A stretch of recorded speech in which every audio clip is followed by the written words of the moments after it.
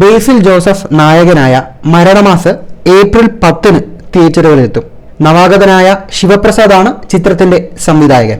Vishu, Easter റിലീസായെത്തുന്ന മരണമാസിന് UA സർട്ടിഫിക്കറ്റാണ് സെൻസർ ബോർഡ് നൽകിയിരിക്കുന്നത്.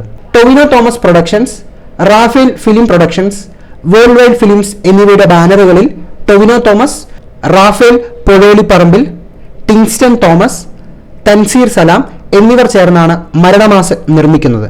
നടൻ സിജു സണ്ണിയും സംവിധായകൻ ശിവപ്രസാദും ചേർന്നാണ് ചിത്രത്തിന്റെ തിരക്കഥയും സംഭാഷണവും രചിച്ചിരിക്കുന്നത്. കൊച്ചിയും ധനുഷ്കോടിയുമായിരുന്നു ചിത്രത്തിന്റെ ലൊക്കേഷൻ. ബേസിൽ ജോസഫിനെ കൂടാതെ രാജേഷ് മാധവൻ, സിജു സണ്ണി, സുരേഷ് കൃഷ്ണ, ബാബു ആന്റണി തുടങ്ങിയ താരങ്ങളും പ്രധാന വേഷത്തിലെത്തുന്നു. സ്റ്റൈലിഷ് ലുക്കിൽ വ്യത്യസ്തമായ ഗെറ്റപ്പിലാണ് ബേസിൽ ജോസഫ് എത്തുന്നത്.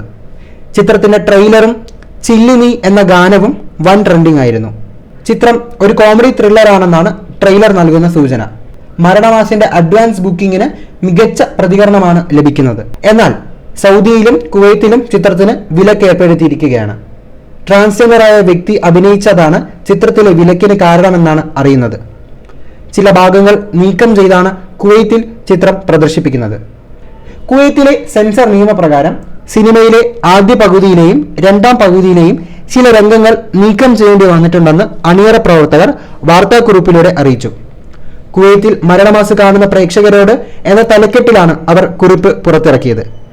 എഡിറ്റ് ചെയ്ത സീനുകളിലെ കല്ലുകടികൾ പൂർണ്ണമായ സിനിമ ആസ്വാദനത്തെ ബാധിക്കില്ലെന്നാണ് കരുതുന്നതെന്നും അവർ അറിയിച്ചു. എന്നാൽ ഈ രംഗങ്ങൾ ഒഴിവാക്കിയാലും സൗദിയിൽ സിനിമ റിലീസ് ചെയ്യാൻ പറ്റില്ല എന്നാണ് റിപ്പോർട്ട്.